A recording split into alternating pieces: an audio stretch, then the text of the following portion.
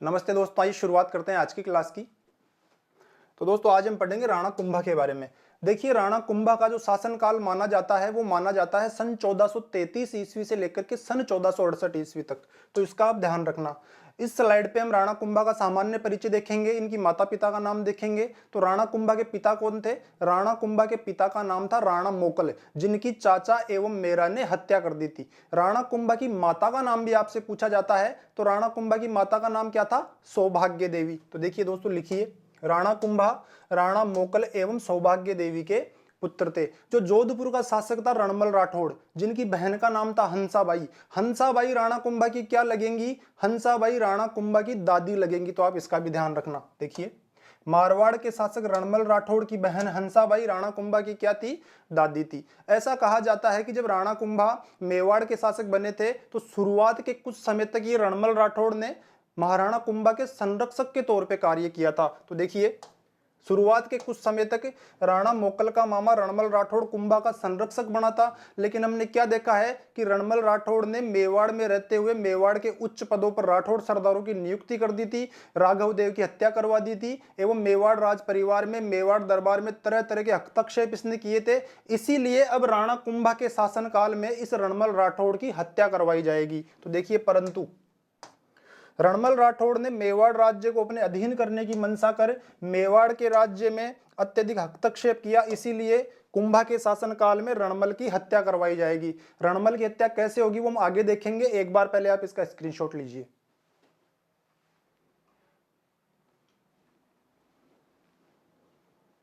चलिए दोस्तों, अब देखिए, राणा कुंभा के इतिहास को पढ़ने से पहले हम कुछ राणा कुंभा द्वारा अपनाई गई उपाधियों के बारे में पढ़ेंगे। ऐसा कहा जाता है कि राणा कुंभा जब मेवाड़ के शासक बने थे तो इन्होंने कुल 108 उपाधियां धारण की थी। उन 108 उपाधियों में से कुछ उपाधियां हमारे लिए महत्वपूर्ण हैं, उनके बारे में हम देखते हैं। तो देखिए, राणा कुंभा द्वारा अपनाई गई पहली उपाधि जो हमारे लिए सबसे महत्वपूर्ण है वो कौन सी है? उस उपाधि का नाम है हिंदू सुल्तान। क्या नाम है? हिंदू सुल्तान।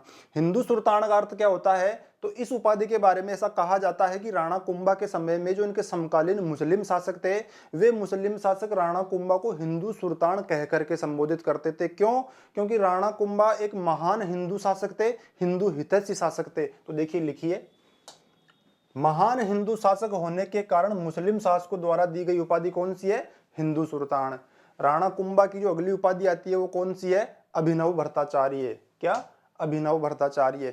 अभिनव भट्टाचार्य का अर्थ क्या होता है? देखिए, अभिनव का अर्थ होता है नया, और भट्टाचार्य कौन थे? प्राचीन भारत के एक महान संगीतज्ञ थे। ये क्या करते थे भट्टाचार्य? कई संगीत ग्रंथों की इन्होंने रचना की थी, महान संगीतज्ञ थे। ठीक वैसे ही राणा कुंभा भी क्या करते थे? इन्होंने भी कई प्रकार के संगीत ग्रंथों की रचना की थी और एक संगीत प्रेमी थे। इसीलिए राणा कुंभा को नया भट्टाचार्य कहते हैं। अभिनव भट्टाचार्य का मतलब है नया भट्टाचार्य। क्यों? संगीत ग्रंथों का रचयिता होने के कारण। तो देखिए, लिखिए, संगीत ग्रंथों का रचयिता होने के कारण राणा कुंभा को क्या कहा जाता है? अभिनव भट्टाचार्य। अगली उपाधि जो राणा कुंभा की आती है वो कौन सी आती है? राय रायण या राणो रासो। कौन सी? राय रायण या राणो रासो। इसका क्या अर्थ होता है? इसका अर्थ होता है विद्वानों को आश्रय देने वाला, साहित्यकारों को आश्रय देने वाला। तो देखिए, लिखिए, विद्वानों एवं साहित्यकारों का आश्रयदाता होने के कारण राणा कुंभा को राणो रासो या राय रायण कहा जाता है। अब देखिए, जो अगली उपाधि आती है वो कौन सी आती है? राजगुरु। राजगुरु का अर्थ क्या होता है? राजगुरु का अर्थ होता है राजाओं का भी गुरु, राजाओं को शिक्षा देने वाला। तो देखिए, राजाओं को शिक्षा देने वाला। अब जो अगली उपाधि आती है वो कौन सी आती है? छाप गुरु। छाप गुरु का अर्थ क्या होता है? छापामार युद्ध करने में निपुण रहने वाला। छापामार युद्ध करने के कारण इनको क्या कहा जाता था? छाप गुरु कहा जाता था। अब देखिए, जो अगली उपाधि आती है वो कौन सी आती है? हाल गुरु एवं शैल गुरु। हाल गुरु एवं शैल गुरु का अर्थ क्या होता है? पहाड़ी दुर्गों का स्वामी। पहाड़ी दुर्गों का स्वामी। महाराणा कुंभा के पास कई प्रकार के पहाड़ी दुर्ग थे, इसीलिए राणा कुंभा को क्या कहा जाता है? हाल गुरु एवं शैल गुरु। अब जो अगली उपाधि आती है वो कौन सी आती है? परम गुरु। परम गुरु का अर्थ क्या होता है? गुरुओं का भी गुरु, गुरुओं का भी गुरु। अगली उपाधि कौन सी है? चाप गुरु। चाप गुरु का अर्थ क्या होता है? धनुष कला में निपुण होना। चाप गुरु का अर्थ होता है धनुष कला में निपुण होना। तो देखिए, ध्यान दीजिए, धनुष कला में निपुण होना। अगली उपाधि जो आती है वो कौन सी आती है? महाराजाधिराज। महाराजाधिराज का अर्थ क्या होता है? राजाओं का भी राजा, राजाओं का भी राजा, राजाओं का भी राजा। अगली उपाधि जो आती है वो कौन सी है? अश्वपति अर्थात कुशल घुड़सवार होना। क्या अर्थ होता है इसका? कुशल घुड़सवार होना। अगली उपाधि कौन सी आती है? दान गुरु। दान गुरु क्यों कहा जाता था राणा कुंभा को? क्योंकि एक दानशील प्रवृत्ति के व्यक्ति थे। तो देखो दानशीलता के कारण राणा कुंभा को क्या कहा जाता था? दान गुरु। अगली उपाधि कौन सी है? नंदी केशवतार, नंदी केशवतार। ठीक है, नंदी केशवतार का भी आप ध्यान रखना। एक और जो उपाधि बच गई वो कौन सी है? तोडरमल। दोस्तों तोडरमल है ये, ना कि टोडरमल। टोडरमल तो एक जयपुर राज्य का एक राजा होगा, तो थोड़ा कंफ्यूज मत होना। तोडरमल नाम है इसका। ठीक है, अब देखिए राणा कुंभा की मृत्यु से संबंधित बात भी हम इसी स्लाइड पे करते हैं। ऐसा कहा जाता है कि राणा कुंभा अपने अंतिम समय में उन्मादी रोग से पीड़ित हो गए थे। तो देखिए पहले लिखिए फिर समझते हैं। महाराणा कुंभा अपने जीवन के अंतिम दिनों में उन्मादी रोग से पीड़ित थे। कुंभलगढ़ दुर्ग में एक तालाब है, एक कुंड है, उस कुंड को कहा जाता है मामादेव तालाब। एक बार ये मामादेव तालाब के तट पर बैठे हुए थे। इनके दो पुत्र थे, एक का नाम था उदय सिंह या उदा और दूसरे का नाम था रायमल।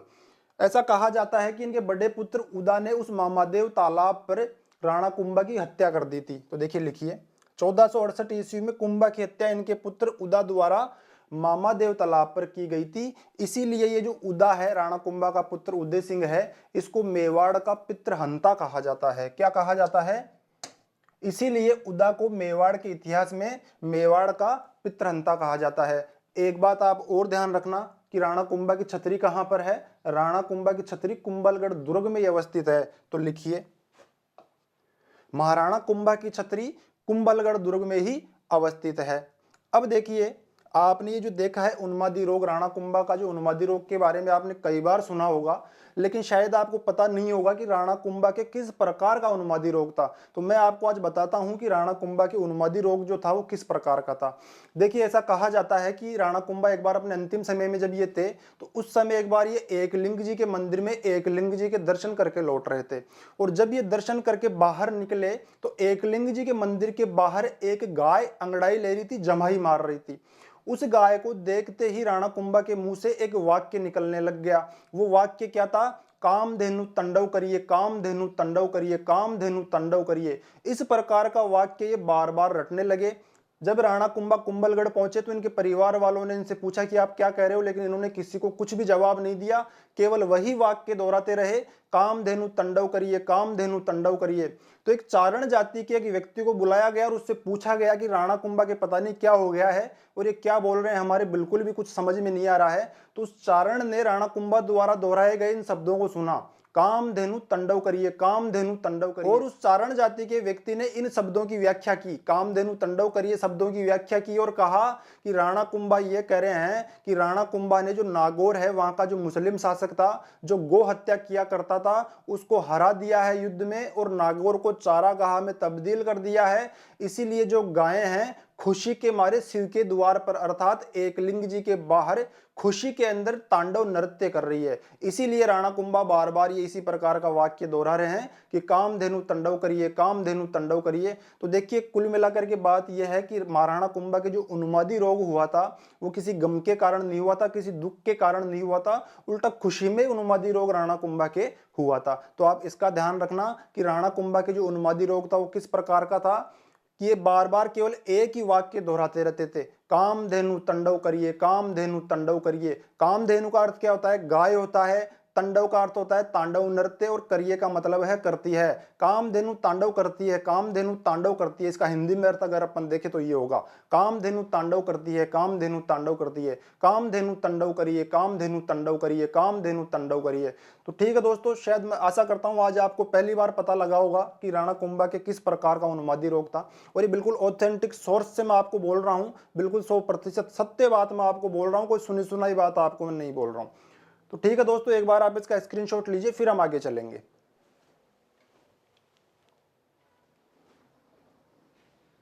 चलिए दोस्तों, अब हम बात करते हैं राणा कुंभा की प्रारंभिक कठिनाइयां और इनके सैनिक अभियानों के बारे में। देखिए राणा कुंभा जब मेवाड़ के शासक बने तो इनके सामने पहली समस्या क्या थी इनके पिता राणा मोकल की हत्या हुई थी। किसने की थी? चाचा मेरा एवं मेहपा पंवार ने। चाचा मेरा और मेहपा पंवार राणा मोकल की हत्या करने के बाद में मेवाड़ में एक पहाड़ी क्षेत्र है, उस पहाड़ी क्षेत्र को कहा जाता है पाई कोटड़ा के पहाड़। पाई कोटड़ा के पहाड़ों में जाकर के छिप गए अपने परिवार सहित, और पाई कोटड़ा के पहाड़ों में जो भील जनजाति के लोग रहते थे, भील जनजाति के लोगों से उन्होंने शरण मांगी। तो देखिए एक बार लिखिए, पाई कोटड़ा के पहाड़ों में जाकर के छुप चुके हैं चाचा मेरा और मेहपा पंवार। जब राणा मोकल की हत्या हुई थी उस समय इनके जो मामा थे जोधपुर के शासक रणमल राठौड़, रणमल राठौड़ उस समय चित्तौड़ में नहीं थे तो कहां पर थे? अपने गृह राज्य मारवाड़।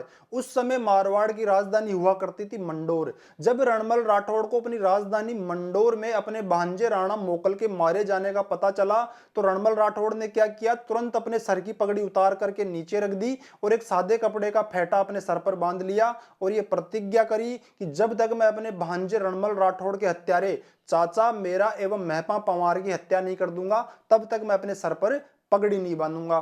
तो देखिए एक बार ये बात भी आप लिख लीजिए कि रणमल राठौड़ ने किस प्रकार की प्रतिज्ञा करी। अब देखिए इसके बाद में क्या होता है, रणमल राठौड़ मारवाड़ से आते हैं चित्तौड़, और चित्तौड़ आने के बाद में राणा कुंभा से सेना प्राप्त करके पाई कोटड़ा के पहाड़ों में चले जाते हैं चाचा मेरा एवं मेहपा पंवार को पकड़ने के लिए। वहां पर रणमल और उनकी सेना ने क्या किया? चाचा और मेरा की तो हत्या कर दी, लेकिन चाचा का एक पुत्र था, उसका नाम था एक्का। एक्का और मेहपा पंवार रणमल राठौड़ से बचकर के मालवा के सुल्तान महमूद खिलजी प्रथम की शरण में पहुंच जाते हैं। तो देखिए एक बार इस बात को भी आप लिख लीजिए। मैं ज्यादा समय इसलिए नहीं दे रहा क्योंकि ये ज्यादा महत्वपूर्ण नहीं है, केवल और केवल आपको पता रहना चाहिए कि किस प्रकार से चाचा और मेरा की हत्या हुई थी, आपको केवल इतना बताना मेरा मकसद है। अब देखिए चाचा और मेरा की हत्या करने के बाद में रणमल राठौड़ ने क्या किया? क्योंकि चाचा मेरा और मेहपा पंवार पाई कोटड़ा के पहाड़ों में अपने परिवार सहित छिपे हुए थे, रणमल राठौड़ ने चाचा और मेरा की हत्या के बाद में उनकी जो स्त्रियां थी उन स्त्रियों को अगवा करके अपने सैनिक डेरे में ले आया, और इनके सैनिक डेरे में जो राठौड़ सरदार थे, राठौड़ सरदारों को उनकी स्त्रियों को सौंप दिया। क्यों सौंप दिया? ताकि वो उनकी इज्जत के साथ खेल सके। जब इस बात का पता राणा चूड़ा के छोटे भाई राघव देव को चला तो राघव देव रणमल के सैनिक डेरे में पहुंचे और उन स्त्रियों को सहसम्मान छुड़ा करके अपने डेरे में ले आए।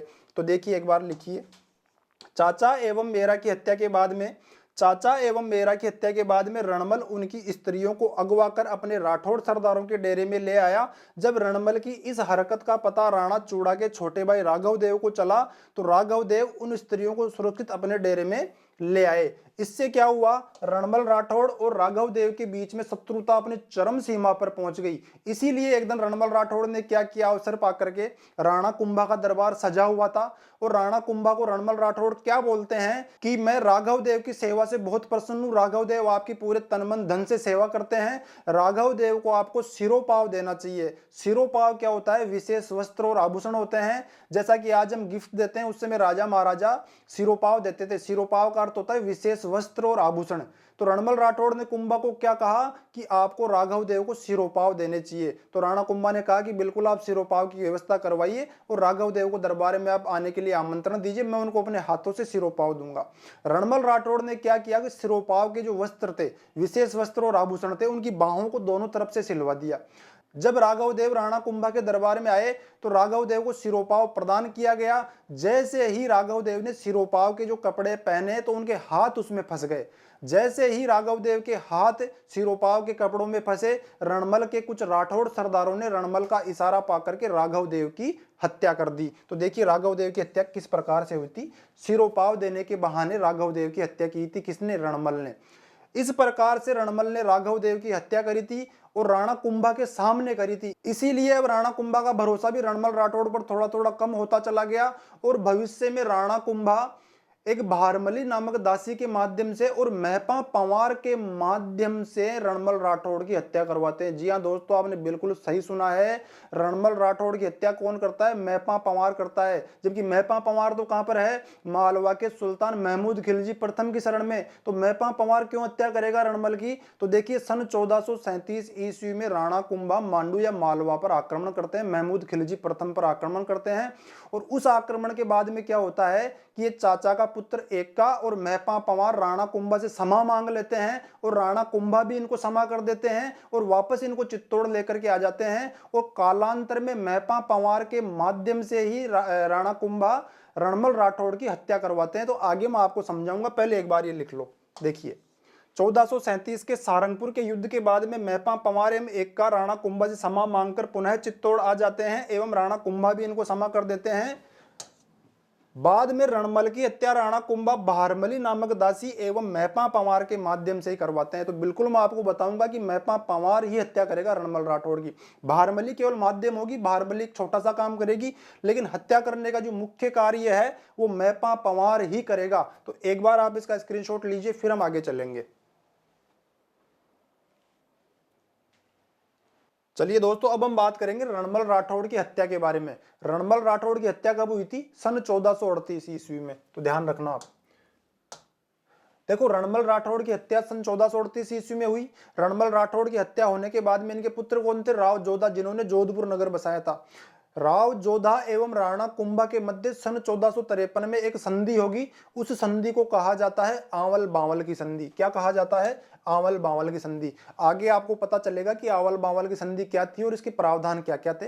तब तक आप थोड़ा धैर्य रखिए, पहले हम रणमल राठौड़ की हत्या की बात करेंगे। देखिए, सन 1437 ईस्वी में एक बार आप चलिए, रणमल राठौड़ की हत्या के एक साल पहले आप चलिए। राणा कुंभा ने मालवा के ऊपर आक्रमण किया था। क्यों किया था? क्योंकि मालवा का जो सुल्तान था महमूद खिलजी प्रथम, महमूद खिलजी प्रथम ने राणा मोक्कल के हत्यारे चाचा के पुत्र एक्का एवं महपा पंवार को आश्रय दिया था।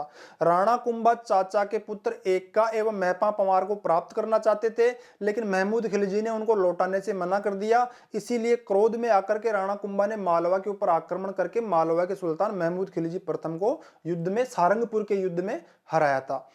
इस युद्ध के बाद में क्या हुआ? महपा पंवार ने और एक्का ने राणा कुंभा से शरण मांग ली और राणा कुंभा ने भी इन दोनों को क्षमा करके अपने साथ इनको चित्तौड़ लेकर के आ गए।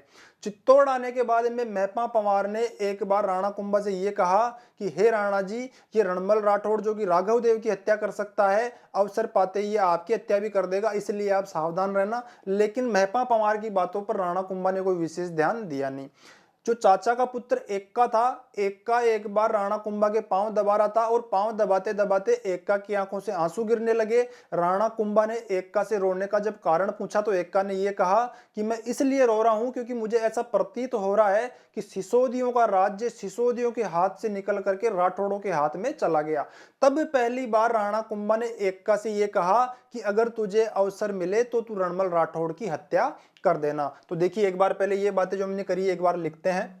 देखिए, महपा पंवार ने राणा कुंभा को रणमल से सावधान रहने के लिए प्रार्थना की, जिस पर राणा कुंभा ने ध्यान नहीं दिया। एक बार चाचा का पुत्र एक्का राणा कुंभा के पांव दबा रहा था, तब एक्का की आंखों से आंसू निकलने लगे और राणा कुंभा ने जब एक्का से रोने का कारण पूछा तो इसने क्या कहा कि मुझे ऐसा लग रहा है कि सिसोदियों का राज्य सिसोदियों के हाथ से निकल करके राठौड़ों के हाथ में चला जाएगा।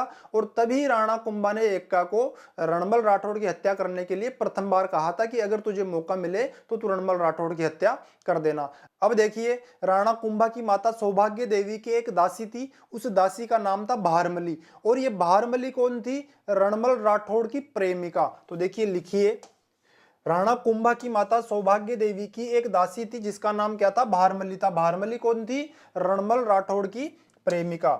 एक बार ऐसा कहा जाता है कि रणमल राठौड़ शराब के नशे में चूर होकर के बहारमली के आने की प्रतीक्षा कर रहा था, लेकिन जो बहारमली सौभाग्य देवी की सेवा में व्यस्त थी, इसलिए आने में थोड़ा इसको समय लग गया, विलंब हो गया। जब बहारमली कुछ समय के बाद में रणमल राठौड़ के पास पहुंची तो रणमल राठौड़ ने क्रोध में आकर के बहारमली से देर से आने का कारण पूछा।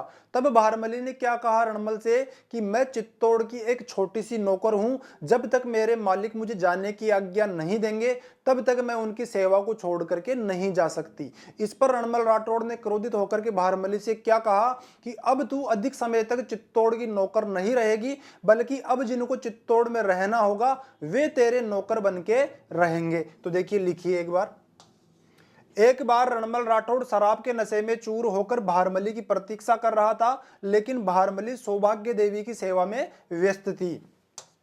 जब कुछ समय के बाद में भारमली रणमल के पास पहुंची, तब रणमल ने क्रोध में आकर के भारमली से देर से आने का कारण पूछा। तब भारमली ने क्या कहा कि मैं तो चित्तौड़ की एक छोटी सी नौकर हूं, जब तक मेरे मालिक मुझे जाने के लिए नहीं कहेंगे तब तक मैं नहीं जा सकती। इस पर रणमल राठौड़ ने क्रोध में आकर के क्या कहा कि तू अब अधिक समय तक चित्तौड़ की नौकर नहीं रहेगी, बल्कि अब जिनको चित्तौड़ में रहना होगा वे तेरे नौकर बनकर के रहेंगे। भारमली रणमल की ऐसी बातों को सुनकर के डर गई और रणमल के ऐसे विचारों के बारे में भारमली ने राणा कुंभा और उनकी माता सौभाग्य देवी को बताया। देखिए, भारमली ने रणमल के ऐसे विचारों के बारे में कुंभा एवं उनकी माता सौभाग्य देवी को बताया। तब राणा कुंभा ने क्या किया, अपने दूत भेजे मालवा। क्यों भेजे? राणा चूड़ा को मेवाड़ आमंत्रित करने के लिए। तो देखिए, लिखिए, तब राणा कुंभा ने राणा चूड़ा को मालवा से पुनः चित्तौड़ बुलवा लिया। राणा चूड़ा को मालवा से चित्तौड़ बुलवाने का कारण क्या था? इसका कारण यह था कि रणमल राठौड़ ने क्या किया था कि मेवाड़ के जितने भी उच्च पद थे उन पर राठौड़ सरदारों की नियुक्ति कर रखी थी। अगर राणा कुंभा मान लीजिए रणमल की हत्या करते हैं तो वे राठौड़ सरदार जो है संभव है कि राणा कुंभा की भी हत्या कर दें। तो उन राठौड़ सरदारों को दबाए रखने के लिए राणा कुंभा ने राणा चूड़ा को मालवा से पुनः आमंत्रित किया था। राणा चूड़ा को आमंत्रित करने का कारण क्या था? राठौड़ सरदारों को दबाए रखना। ठीक है दोस्तों, अब देखिए, जब राणा चूड़ा मालवा से पुनः मेवाड़ आ चुके हैं, तब राणा कुंभा भारमली से एक बार कहते हैं कि तू रणमल राठौड़ को शराब पिला करके उसको नशे में चूर कर देना और जिस पलंग पे रणमल राठौड़ सोता है उसी पर उसको बांध देना। भारमली ने बिल्कुल ऐसे ही किया। रणमल राठौड़ को उसने अत्यधिक शराब पिला दी और शराब के नशे में चूर होने के बाद में उसने रणमल राठौड़ को उसी पलंग पर बांध दिया जिस पर रणमल राठौड़ सो रहा था। तो देखिए, लिखिए, कुछ समय के बाद भारमली ने एक बार राणा कुंभा के कहने पर रणमल को बहुत सारी शराब पिलाकर नशे में चूर कर दिया एवं जिस पलंग पर रणमल राठौड़ सो रहा था उसी पर भारमली ने रणमल राठौड़ को बांध दिया। इसके बाद में क्या हुआ, भारमली ने राणा कुंभा को इशारा किया कि रणमल राठौड़ पूर्णतः नशे में चूर है, अब आप इसकी हत्या करवा सकते हैं। तब राणा कुंभा ने महपा पंवार को यह आदेश दिया कि तुम जाकर के रणमल राठौड़ की हत्या कर दो, और महपा पंवार वहां से आता है और रणमल राठौड़ की हत्या कर देता है। तो देखिए, लिखिए, तब भारमली का इशारा पाकर महपा पंवार ने कुछ सैनिकों के साथ आकर रणमल की हत्या कर दी। कब करी थी? सन 1438 ईस्वी में। तो ये विशेष तौर पे ध्यान रखना कि रणमल की हत्या कब हुई थी? सन 1438 ईस्वी में हुई थी। तो दोस्तों, एक बार आप इसका स्क्रीनशॉट ले लीजिए, फिर हम आगे चलेंगे। देखिए, एक बात और क्या है, कुछ पुस्तकों में ऐसा लिखा हुआ है कि रणमल की हत्या भारमली ने शराब में जहर मिला करके की थी। ये जो बात मैं आपको बता रहा हूं डॉक्टर गौरीशंकर हीराचंद्र ओझा की पुस्तक उदयपुर राज्य के इतिहास से मैंने बताई है, जो कि एक बहुत ही मान्य पुस्तक है। तो हो सकता है आपने कुछ पढ़ा होगा, वो भी कोई ऑथेंटिक बुक से आपने पढ़ा होगा, लेकिन मैंने अपना जो रेफरेंस है वो आपको बता दिया है कि मैंने आपको ये चीजें कहां से पढ़ाई है। उसमें महपा पंवार ही हत्या करता है रणमल राठौड़ की, ना कि भारमली। भारमली का काम केवल शराब पिलाने तक का होता है। तो चलिए दोस्तों, एक बार आप इसका स्क्रीनशॉट लीजिए, फिर हम आगे चलेंगे।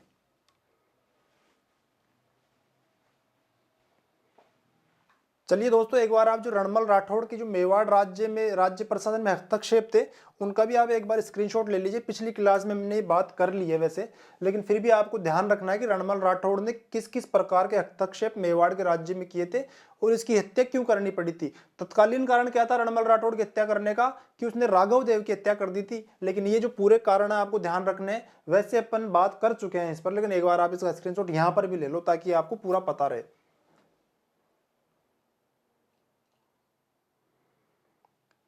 चलिए दोस्तों, अब देखिए, जब रणमल राठौड़ की हत्या हुई थी उस समय रणमल राठौड़ के दो पुत्र थे। उन पुत्रों का नाम क्या था? राव जोधा एवं राव कांदल। राव जोधा एवं राव कांदल भी उस समय चित्तौड़ में ही थे, और जैसे ही राव जोधा एवं कांदल को अपने पिता रणमल राठौड़ के मारे जाने का समाचार मिला, ये दोनों वहां से निकल करके चले गए अपने गृह राज्य मारवाड़ की ओर। तो देखिए, लिखिए, रणमल राठौड़ की हत्या के समय इनके दो पुत्र जोधा एवं कांदल भी चित्तौड़ में ही थे, लेकिन रणमल राठौड़ की हत्या के बाद में रणमल राठौड़ की हत्या की सूचना मिलने पर ये दोनों चित्तौड़ से मारवाड़ की ओर चले गए। क्यों चले गए? क्योंकि जो राणा चूड़ा थे, राणा चूड़ा इस राव जोधा और कांदल की हत्या करना चाहते थे। क्यों करना चाहते थे? क्योंकि उनको अपने भाई के हत्यारे रणमल राठौड़ की हत्या करने का अवसर नहीं मिला और इसीलिए वो उसके पुत्रों की हत्या करना चाहते थे। तो देखिए, क्योंकि राणा चूड़ा इन दोनों की हत्या करना चाहते थे, क्योंकि राणा चूड़ा इन दोनों की हत्या करना चाहते थे। अब देखिए क्या हुआ कि रणमल राठौड़ की हत्या के बाद में जब इनके पुत्र राव जोधा एवं कांधल चित्तौड़ को छोड़कर के अपने गृह राज्य मारवाड़ की ओर जा रहे थे, तो राणा चूड़ा भी अपनी सेनाओं को लेकर के राव जोधा के पीछे चल पड़े। और ऐसा कहा जाता है कि मार्ग में राव जोधा एवं राणा चूड़ा के मध्य कई युद्ध हुए और अंततः राणा चूड़ा ने क्या किया, मारवाड़ की जो राजधानी थी मंडोर पर अधिकार कर लिया। तो देखिए लिखिए, इसके बाद राणा चूड़ा के नेतृत्व में मेवाड़ की सेना रणमल राठौड़ के पुत्र राव जोधा के पीछे चल पड़ी एवं मेवाड़ की सेना ने मारवाड़ की राजधानी मंडोर पर अधिकार कर लिया। मंडोर पर अधिकार हो जाने के बाद में राणा चूड़ा ने क्या किया, इनके कुछ पुत्र थे,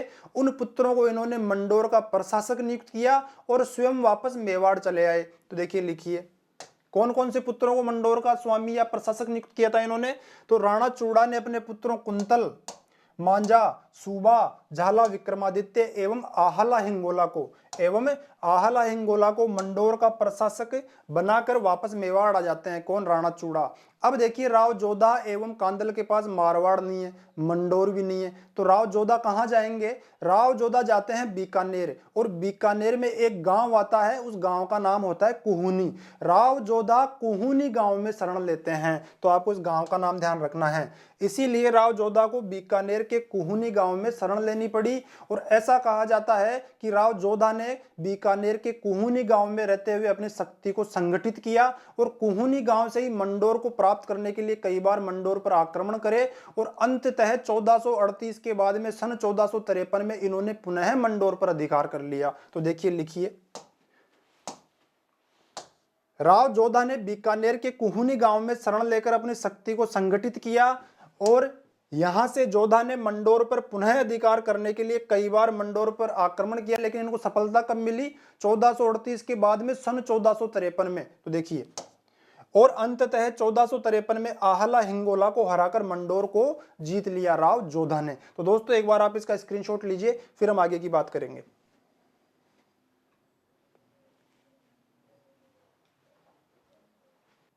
चलिए दोस्तों, अब देखिए, सन 1453 ईस्वी में राव जोधा ने मंडोर पर अधिकार कर लिया है और इनकी इस बात को लेकर के जो राणा चूड़ा है वे बड़े क्रोधित होते हैं और अपनी सेनाओं को पुनः मंडोर को जीतने के लिए वे आदेश देते हैं। ये सब देख करके जो रणमल की बहन थी हंसाबाई, राव जोधा की क्या लगेंगी, बुआ, और राणा कुंभा की वे क्या लगती हैं, दादी, वे बड़ी व्यथित थी, क्योंकि दोनों तरफ में कोई भी मरे उनका तो परिवार का व्यक्ति मर रहा था। तो उन्होंने राणा कुंभा को बुलाया और राणा कुंभा से ये कहा कि मैं ज्यादा खून खराबा नहीं चाहती, आप दोनों बैठ करके, राणा कुंभा और राव जोधा बैठ करके इस मसले का कोई ना कोई अंत निकालिए और कोई संधि आप कर लीजिए।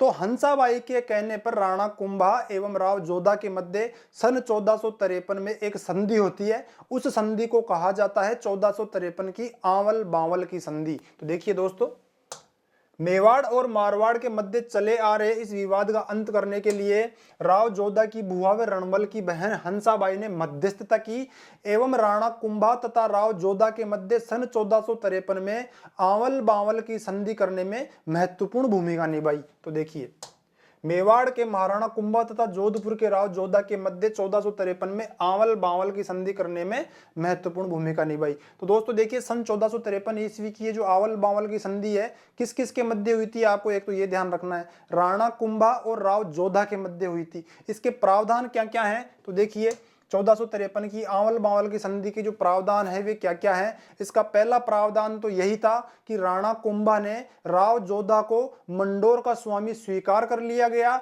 और दूसरा क्या हुआ, मेवाड़ एवं मारवाड़ की सीमा का निर्धारण किया गया। तो देखिए, इस संधि के अनुसार राव जोधा को मंडोर का स्वामी मान लिया गया एवं मेवाड़ में मारवाड़ की सीमा का निर्धारण किया गया।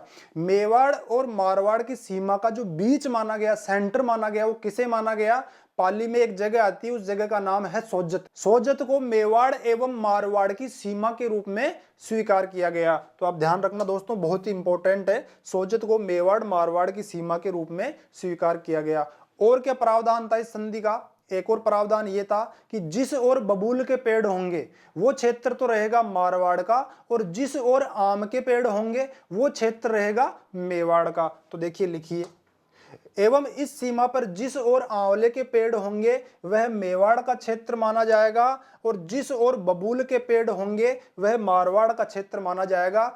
आम और बबूल के पेड़ों के कारण ही इस संधि का नाम क्या पड़ा, आंवल बावल की संधि पड़ा। अंतिम प्रावधान जो इस संधि का रहा वो क्या रहा कि जो जोधपुर का शासक था राव जोधा, उसको अपनी पुत्री का विवाह किसके साथ करना पड़ा, राणा कुंभा के पुत्र रायमल के साथ। पुत्री का नाम क्या था, राव जोधा की पुत्री का नाम क्या था, श्रृंगार कंवर।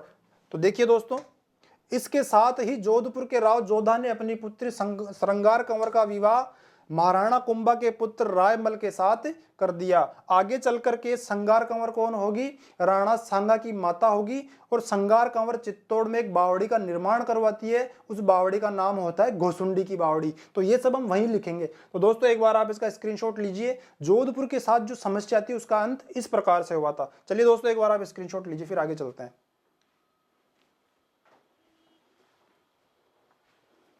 चलिए दोस्तों अब हम बात करते हैं राणा कुंभा के पहले सैनिक अभियान के बारे में। जोधपुर वाला सैनिक अभियान राणा कुंभा का पहला सैनिक अभियान नहीं माना जाता है। राणा कुंभा का जो पहला सैनिक अभियान माना जाता है वो माना जाता है इनका आबू अभियान। तो देखिए लिखिए, महाराणा कुंभा का आबू अभियान। क्या कारण थे आबू अभियान के, तो देखिए जब राणा मोकल की हत्या हुई थी उस समय जो आबू का शासक था उसका नाम था सहसमल देवड़ा। सहसमल देवड़ा ने क्या किया, राणा मोकल की हत्या के बाद में जो मेवाड़ के कुछ गांव थे आबू की सीमा से लगते हुए, उन गांवों पर कब्जा कर लिया था। तो देखिए पहले तो कारण लिखिए, कारण क्या है, आबू के शासक सहसमल देवड़ा ने मेवाड़ के कुछ क्षेत्रों पर कब्जा कर लिया था, और ये क्षेत्र कुछ इस प्रकार के थे कि राजनीतिक दृष्टिकोण से मेवाड़ का इन पर अधिकार होना आवश्यक था। तो देखिए लिखिए, इस भाग को मेवाड़ के लिए राजनीतिक दृष्टिकोण से जीतना जरूरी था। इसीलिए राणा कुंभा ने क्या किया, इनका एक सेनापति था जिसका नाम था नरसिंह डोडिया या नाहर सिंह डोडिया। नरसिंह डोडिया या नाहर सिंह डोडिया के नेतृत्व में अपनी सेना भेजी,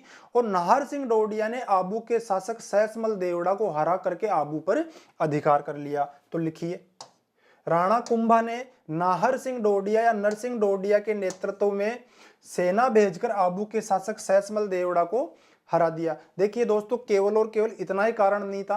राणा कुंभा क्या चाहते थे, जब कभी भी मेवाड़ पर गुजरात के रास्ते से आक्रमण होता था तो वो आबू होते हुए होता था। राणा कुंभा क्या चाहते थे, आबू पर अधिकार करके वहां पे सुदृढ़ किलों का निर्माण करवाना चाहते थे, ताकि कभी भी अगर भविष्य में गुजरात से कोई आक्रमण हो तो उसको आबू में ही रोका जा सके। इसीलिए राणा कुंभा आबू पर अधिकार करना चाहते थे। तो देखिए लिखिए, वास्तव में राणा कुंभा आबू एवं सिरोही को जीतकर गुजरात से होने वाले आक्रमणों का मार्ग अवरुद्ध करना चाहते थे, और राणा कुंभा की कुछ भविष्य की योजनाएं भी थी। राणा कुंभा भविष्य में नागौर एवं मारवाड़ को भी जीतना चाहते थे, इसलिए भी इनका आबू पर अधिकार होना आवश्यक था। तो देखिए, एवं नागौर मारवाड़ को जीतने के लिए भी आबू का अधिकार में होना आवश्यक था।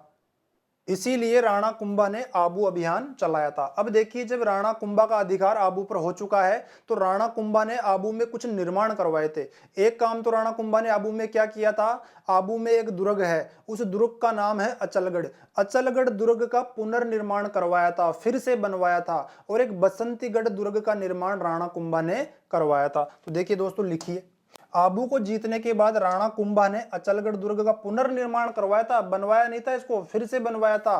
वास्तव में अचलगढ़ दुर्ग का निर्माण किसने करवाया था, परमार शासकों ने करवाया था। महाराणा कुंभा ने अचलगढ़ दुर्ग का पुनर्निर्माण कराया था। और क्या करवाया था आबू में, बसंतीगढ़ दुर्ग का निर्माण महाराणा कुंभा ने करवाया था। तो देखिए, बसंतीगढ़ दुर्ग का निर्माण महाराणा कुंभा ने आबू में करवाया था। तो चलिए दोस्तों एक बार आप इसका स्क्रीनशॉट लीजिए, फिर हम आगे चलेंगे।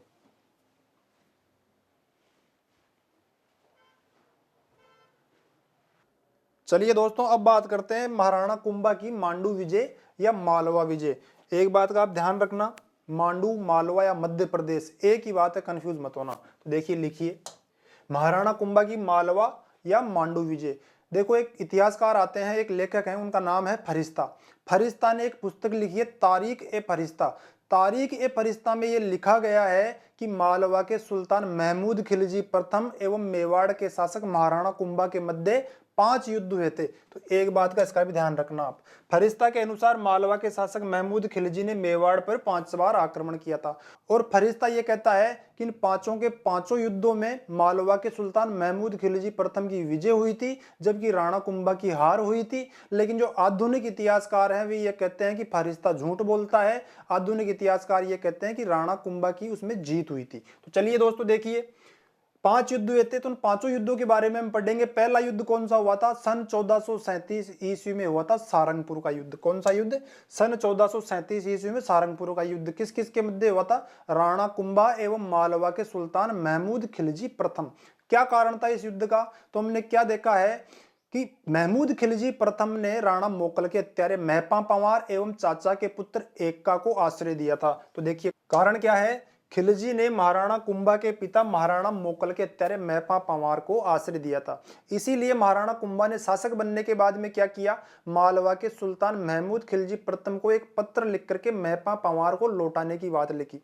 लेकिन मालवा के सुल्तान महमूद खिलजी प्रथम ने राणा कुंभा की इस मांग को ठुकरा दिया। इसीलिए इन दोनों के मध्य 1437 ईस्वी में सारंगपुर का युद्ध हुआ। तो देखिए, सारंगपुर का युद्ध मांडू अर्थात मालवा के सुल्तान महमूद खिलजी प्रथम व महाराणा कुंभा के मध्य हुआ था। इस युद्ध में ऐसा कहा जाता है कि राणा कुंभा ने मालवा के सुल्तान महमूद खिलजी प्रथम को हरा करके बंदी बना लिया था और अपने साथ चित्तौड़ ले आए थे और चित्तौड़ में इनको 6 महीने तक बंदी बना करके रखा था और 6 महीने के बाद में इनको ससम्मान मालवा विदा कर दिया था। तो देखिए, इस युद्ध में महाराणा कुंभा ने मालवा के सुल्तान महमूद खिलजी को बंदी बना लिया एवं अपने साथ चित्तौड़ ले आए थे और 6 महीने तक इनकी खातिरदारी करने के बाद में इनको वापस से मालवा का राज्य प्रदान करके मालवा विदा कर दिया था। देखिए, यहाँ 6 माह तक उनका सहसम्मान इलाज करवाकर वापस उन्हें मालवा का राज्य प्रदान कर दिया था। एक बात का आप और ध्यान रख लेना दोस्तों, यहाँ पे हमने क्या देखा है कि राणा चूड़ा भी कहाँ पर हैं? हंसाबाई को जब उन पर संदेह हुआ था तो राणा चूड़ा ने मालवा के सुल्तान होसांग की शरण ली थी। अभी राणा चूड़ा मालवा में ही है, महमूद खिलजी प्रथम के पास ही है। महमूद खिलजी प्रथम ने राणा चूड़ा को यह कहा कि आप भी मेरे साथ मेवाड़ के खिलाफ युद्ध कीजिए, लेकिन राणा चूड़ा ने यह कहा कि मैं मेवाड़ के खिलाफ युद्ध नहीं करूंगा, इस युद्ध में मैं भाग नहीं लूंगा। तो ठीक है दोस्तों, इसका भी आप ध्यान रखना। इस युद्ध के समय राणा चूड़ा मालवा की सेवा में ही थे, लेकिन उन्होंने इस युद्ध में भाग लेने हेतु मना कर दिया। अब देखिए, जब राणा कुंभा ने सारंगपुर का युद्ध जीता 1437 ईस्वी में, तो राणा कुंभा ने इस जीत के उपलक्ष्य में चित्तौड़गढ़ में विजय स्तंभ अथवा कीर्ति स्तंभ का निर्माण करवाया था। तो दोस्तों ध्यान रखना, मालवा विजय के उपलक्ष्य में महाराणा कुंभा ने चित्तौड़गढ़ में विजय स्तंभ अथवा कीर्ति स्तंभ की स्थापना करवाई थी। ध्यान रखना, 5 युद्ध हुए थे, लेकिन कौन से युद्ध के उपलक्ष्य में स्थापना हो रही है विजय स्तंभ की? 1437 के सारंगपुर युद्ध की जीत के उपलक्ष्य में ही राणा कुंभा ने विजय स्तंभ की स्थापना करवाई थी। अब देखिए, राणा कुंभा ने इस युद्ध को जीतने के बाद में पहली बात तो यह थी कि कारण क्या था इस युद्ध को करने का, कि खिलजी ने महपा पंवार और एक्का को आश्रय दिया था। इस युद्ध को जीतने के बाद में क्या हुआ? महपा पंवार और एक्का ने राणा कुंभा से क्षमा मांग ली, जिस पर राणा कुंभा ने महपा पंवार एवं एक्का को क्षमा कर दिया और अपने साथ उनको चित्तौड़ लेकर के आ गए। तो देखिए दोस्तों ध्यान रखना, इस युद्ध के बाद महपा पंवार एवं चाचा का पुत्र एक्का ने राणा कुंभा से क्षमा मांगी, जिस पर राणा कुंभा ने इन दोनों को समाकर अपने शरण में ले लिया और अपने साथ चित्तौड़ में लेकर के आ गए। दोस्तों, ये जो विजय स्तंभ है या कीर्ति स्तंभ है, इसके बारे में जो डिटेल से हम पढ़ेंगे अगली क्लास में पढ़ेंगे, क्योंकि इस क्लास में हम महाराणा कुंभा के केवल सैनिक अभियान देख रहे हैं। जो अगली क्लास होगी महाराणा कुंभा की, उसमें हम महाराणा कुंभा का स्थापत्य प्रेम, कला एवं साहित्य प्रेम की बातें उसमें हम करेंगे। तो विजय स्तंभ की पूरी डिटेल हम अगली क्लास में पढ़ेंगे। तो एक बार आप इसका स्क्रीनशॉट लीजिए, फिर हम आगे चलेंगे।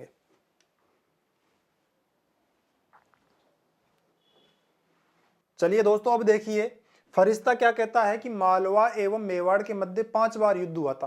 पहला युद्ध तो कौन सा हुआ? 1437 ईस्वी का सारंगपुर का युद्ध। सारंगपुर के युद्ध में कौन जीते? राणा कुंभा।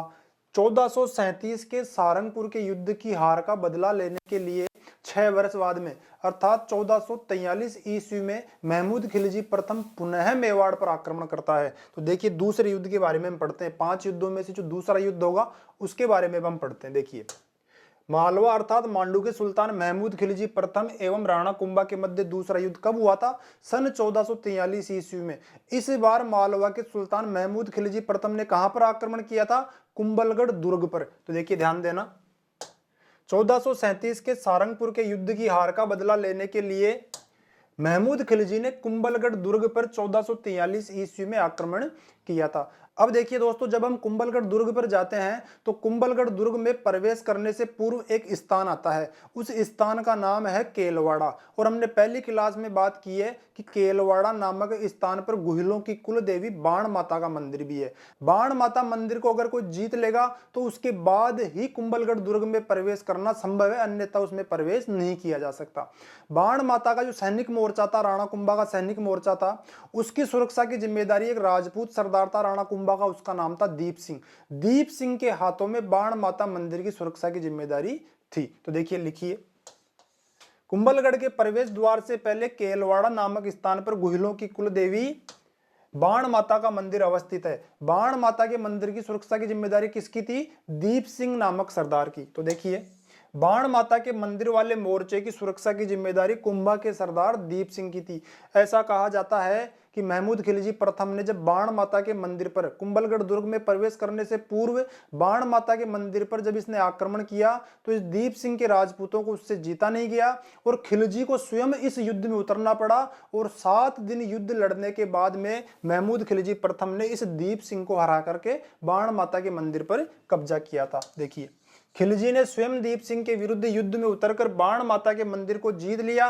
और बाण माता के मंदिर को जीतने के बाद में महमूद खिलजी ने क्या किया कि बाण माता के मंदिर में आग लगवा दी। और जब बाण माता की जो मूर्ति थी वो गर्म हो गई आग में तप करके, उस पर ठंडा पानी पटकवाया और उस ठंडे पानी से क्या हुआ, बाण माता की जो मूर्ति थी वो कई टुकड़ों में टूट गई। और उन टुकड़ों को महमूद खिलजी प्रथम ने मांस तौलने के लिए कसाईयों को दिया था। तो देखिए, ध्यान रखना, बाण माता की मूर्ति के टुकड़े टुकड़े करवाकर उनसे मांस तौलने के लिए कसाईयों को दे दिए। किसने? महमूद खिलजी प्रथम ने।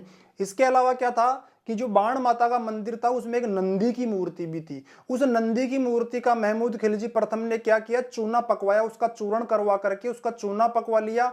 और दीप सिंह के साथी जो कि उस युद्ध में पकड़े गए थे, राजपूत योद्धा पकड़े गए थे, पान में मिला करके उस नंदी की मूर्ति का चूना उन राजपूतों को खिलाया गया। तो देखिए, बाण माता के मंदिर में एक नंदी की मूर्ति भी थी जिसका चूना पकवाकर खिलजी ने युद्ध में पकड़े गए राजपूतों को पान में मिला करके खिलाया। तो इसके बाद में खिलजी ने क्या किया, इससे कुंभलगढ़ तो नहीं जीता गया और वहां से ये चला गया चित्तौड़गढ़ दुर्ग पे आक्रमण करने के लिए। लेकिन खिलजी चित्तौड़गढ़ दुर्ग को भी नहीं जीत पाया एवं वहां से ये पुनः अपने गृह राज्य अर्थात मालवा चला गया। तो देखिए, इसके बाद खिलजी चित्तौड़ को जीतने के लिए आगे बढ़ा लेकिन उसे सफलता नहीं मिली एवं वह पुनः मालवा लौट गया।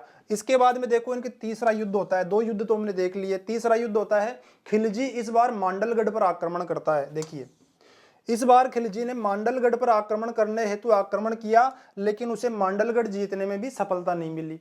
जो चौथा युद्ध होता है वो देखिए, चौथा युद्ध कब होता है? 1454 ईस्वी में रणथंभौर एवं चित्तौड़ पर संयुक्त रूप से आक्रमण करते हैं। महमूद खिलजी प्रथम का जो पुत्र होता है वो तो रणथंभौर पर आक्रमण करता है एवं महमूद खिलजी प्रथम स्वयं जो है चित्तौड़ पर आक्रमण करता है। इस प्रकार से ये चौथा युद्ध हुआ। अब जो हमारे लिए महत्वपूर्ण है वो 5वां युद्ध हमारे लिए महत्वपूर्ण है। 5वें युद्ध को जाना जाता है बदनौर भीलवाड़ा के युद्ध के नाम से। यह युद्ध हमारे लिए बहुत ही महत्वपूर्ण है। लेकिन इस युद्ध के जो तात्कालीन कारण थे उनके बारे में हम देखेंगे कि इस युद्ध के बीज किस प्रकार से पड़े। इस युद्ध को पढ़ने से पहले इस युद्ध के कारणों को हम जानेंगे, क्योंकि इस युद्ध में क्या होगा, मालवा के साथ साथ गुजरात की सेना भी रहेगी। मालवा एवं गुजरात संयुक्त होकर के महाराणा कुंभा पर आक्रमण करते हैं। तो सबसे पहले हम ये जानेंगे कि मालवा एवं गुजरात एक क्यों हुए। तो एक बार आप इसका स्क्रीनशॉट लीजिए, फिर हम आगे चलेंगे।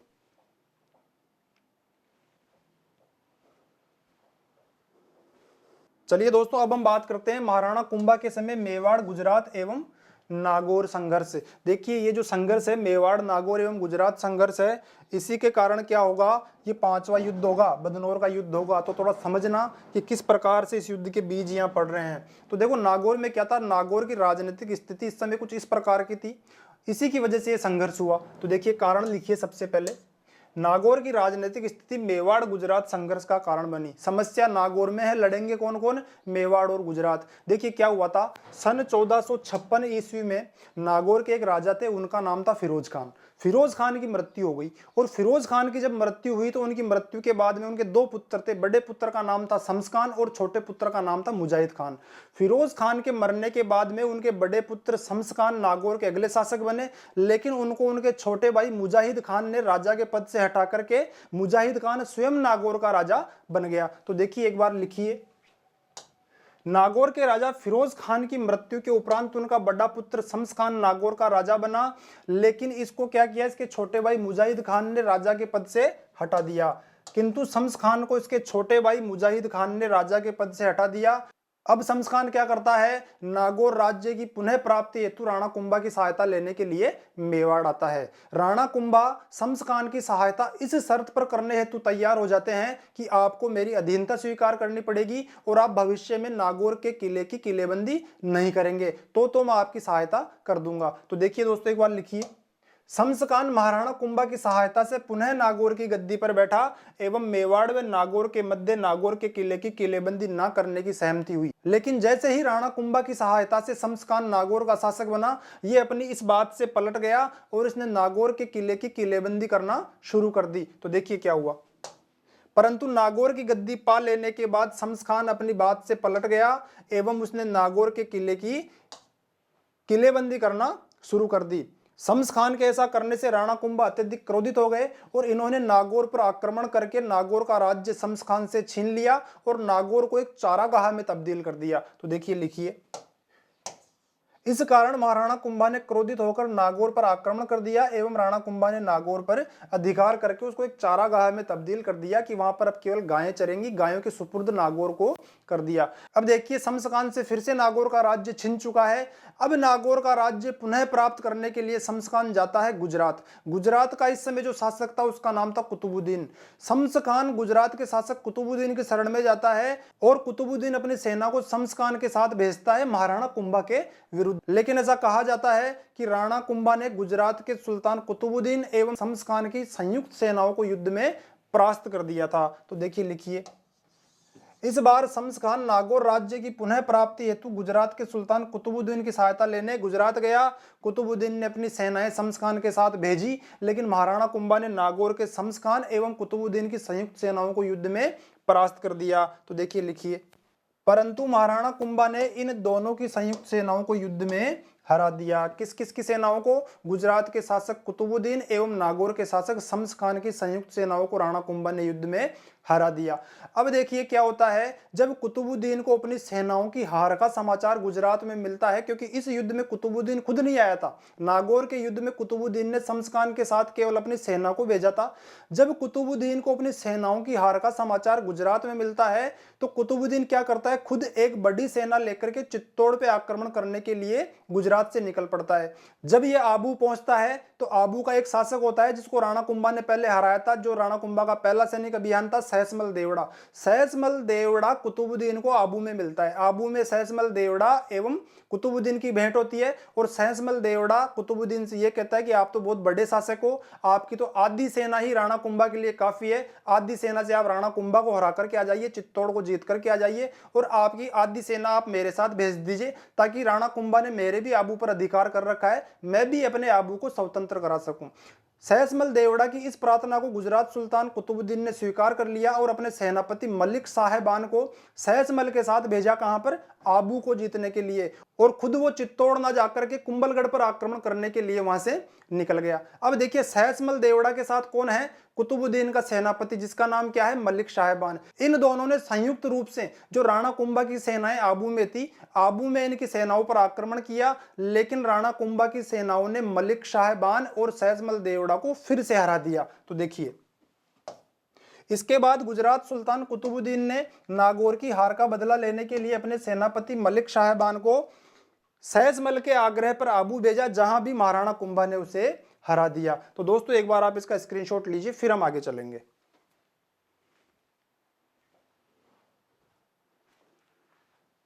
चलिए दोस्तों अब देखिए राणा कुंभा ने गुजरात के शासक कुतुबुद्दीन को भी 2 बार हरा दिया। कब कब? एक तो नागौर में उसकी सेनाओं को हराया और दूसरा उसका सेनापति मलिक साहिबान को आबू में हरा दिया जब वो सहसमल देवड़ा की सहायता करने के लिए गया था। मालवा से इनकी पहले से दुश्मनी थी, तो अब मालवा और गुजरात एक साथ होकर के एक संधि करते हैं। उस संधि को कहा जाता है चंपानेर की संधि। चंपानेर की संधि कब होती है? 1456 ईस्वी में। उस चंपानेर की संधि के अंतर्गत ये दोनों राज्य गुजरात एवं मालवा संयुक्त होकर के महाराणा कुंभा पर आक्रमण करते हैं। कब करते हैं? 1457 में। और उस आक्रमण को किस नाम से जाना जाता है? बदनौर भीलवाड़ा के युद्ध से। तो ध्यान देना, देखो चंपानेर की संधि कब हुई थी? 1456 ईस्वी में। और इस संधि के अंतर्गत जो युद्ध हुआ था उसको कहा जाता है बदनौर भीलवाड़ा का युद्ध। वो कब हुआ था? 1 साल बाद में, 1457 ईस्वी में। देखो ये संधि किस किस के मध्य हुई थी? गुजरात के सुल्तान कुतुबुद्दीन एवं मालवा का शासक महमूद खिलजी प्रथम। लेकिन इस संधि को करने के लिए मालवा का शासक महमूद खिलजी प्रथम खुद नहीं आया था, उसने अपने एक प्रतिनिधि को भेजा था जिसका नाम था ताज खान। तो ध्यान रखना, देखो यह संधि मांडू अथवा मालवा नरेश महमूद खिलजी प्रथम के प्रतिनिधि ताज खान एवं गुजरात सुल्तान कुतुबुद्दीन के मध्य सन 1456 में हुई थी।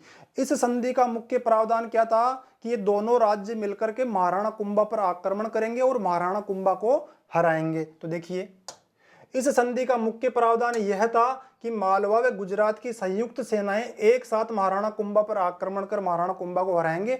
और जब मेवाड़ को हम जीत लेंगे तो मेवाड़ के दक्षिणी भाग जिनकी सीमा गुजरात से लगती है वो भाग तो गुजरात रख लेगा, और जिन भागों की सीमा मालवा या मध्य प्रदेश या मांडू से लगती है उन भागों को कौन रखेगा? मालवा रखेगा। तो देखिए लिखिए, एवं इस युद्ध में जीत के बाद मेवाड़ के गुजरात से लगते हुए दक्षिणी भाग जैसे आबू के क्षेत्रों पर किसका अधिकार होगा? गुजरात का अधिकार होगा। और जो मेवाड़ का खास भाग है अर्थात मेन मेवाड़ और एक अहिरवाड़ा नाम का स्थान है उस पर किसका अधिकार होगा? उस पर अधिकार होगा मालवा का। तो देखिए एवं मेवाड़ के खास भाग का मतलब क्या होता है? मेन मेवाड़। मेवाड़ के खास भाग एवं अहिरवाड़ा पर मालवा का अधिकार हो जाएगा। तो कुछ इस प्रकार की इनके संधि हो चुकी है। इस संधि के होने के 1 साल के बाद में मालवा और मेवाड़ की संयुक्त सेनाएं महाराणा कुंभा पर आक्रमण करती है। और महाराणा कुंभा पर ये जो आक्रमण होता है ये कहां पर होता है? भीलवाड़ा के निकट एक स्थान है उसका नाम है बदनौर। बदनौर का युद्ध इनके बीच में होता है। तो देखिए चंपानेर की संधि के अंतर्गत महाराणा कुंभा एवं गुजरात मालवा की संयुक्त सेनाओं के मध्य भीलवाड़ा के निकट सन 1457 ईस्वी में कौन सा युद्ध हुआ था? बदनौर का युद्ध हुआ था। फरिश्ता क्या कहता है कि इस बदनौर के युद्ध में मालवा एवं गुजरात की संयुक्त सेनाओं ने राणा कुंभा को हरा दिया था। लेकिन आधुनिक इतिहासकार ये मानते हैं कि राणा कुंभा ने इन दोनों की संयुक्त सेनाओं को पराजित कर दिया था। तो देखिए लिखिए, इस युद्ध में फरिश्ता राणा कुंभा की हार होना बताता है, जबकि परंतु महाराणा कुंभा ने इन दोनों की संयुक्त सेनाओं को बदनौर के युद्ध में हराया था। और महाराणा कुंभा ने इन दोनों की संयुक्त सेनाओं को हराया था इसकी जानकारी हमें कहां से मिलती है? कीर्ति स्तंभ प्रशस्ति के श्लोक नंबर 179 179 नंबर के श्लोक से हमें इसकी जानकारी मिलती है। देखिए महाराणा कुंभा द्वारा मालवा एवं गुजरात की सम्मिलित सेनाओं को हराने की जानकारी कीर्ति स्तंभ प्रशस्ति के श्लोक नंबर 179 से मिलती है। और क्या जानकारी मिलती है जो इस प्रमाण को पुख्ता करती है कि वास्तव में महाराणा कुंभा ने बदनौर के युद्ध में गुजरात एवं मालवा को हराया था? तो देखिए क्या हुआ था, महाराणा कुंभा ने इस युद्ध के बाद में भीलवाड़ा के निकट बदनौर के दुर्ग का निर्माण कराया और उस बदनौर के दुर्ग में कुशाल माता के मंदिर का निर्माण भी करवाया था। तो देखिए महाराणा कुंभा ने इस युद्ध में विजय के बाद बदनौर के दुर्ग का निर्माण करवाया एवं इस दुर्ग में कुशाल माता के मंदिर का निर्माण किसने करवाया? महाराणा कुंभा ने करवाया। अगर महाराणा कुंभा बदनौर के युद्ध में जीतते ही नहीं तो ये निर्माण कैसे करा सकते थे? ये कैसे संभव है? तो इसीलिए हम क्या कह सकते हैं कि बदनौर के युद्ध में कौन विजयी रहा था? महाराणा कुंभा विजयी रहे थे। देखिए कीर्ति स्तंभ प्रशस्ति के बारे में एक छोटी सी बात और जान लीजिए कि वर्तमान में जो कीर्ति स्तंभ प्रशस्ति है इसमें श्लोक नंबर 1 से लेकर के 28 एवं 162 से लेकर 187 तक ही सुरक्षित है। बाकी के श्लोक हमें सुरक्षित अवस्था में नहीं मिलते हैं, केवल यही कुछ श्लोक है जो हमें सुरक्षित अवस्था में मिलते हैं। तो चलिए दोस्तों, आज की क्लास में हमने राणा कुंभा के सैनिक अभियान देखे हैं और जो राणा कुंभा की अगली वाली क्लास होगी उसमें हम राणा कुंभा का स्थापत्य प्रेम, साहित्य प्रेम एवं संगीत प्रेम के बारे में हम बात करेंगे। तो तब तक के लिए आपका बहुत बहुत धन्यवाद। नमस्ते दोस्तों।